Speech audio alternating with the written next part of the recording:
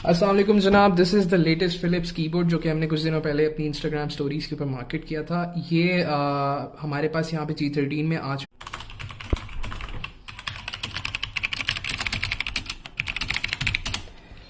अस्सलाम वालेकुम जनाब, this is the latest Philips keyboard जो कि हमने कुछ दिनों पहले अपनी इंस्टाग्राम स्टोरीज के ऊपर मार्केट किया था। ये हमारे पास यहाँ पे G13 में आ चुके हैं SUTEC के आउटलेट के ऊपर। आप आके विजिट कर सकते हैं, इसको पिकअप कर सकते हैं, कोई मसले वाली बात नहीं। खुद टेस्ट करना चाहते हैं, ये हमारे पास एक यूनिट है, टेस्टिंग के लिए आप टेस्ट करें।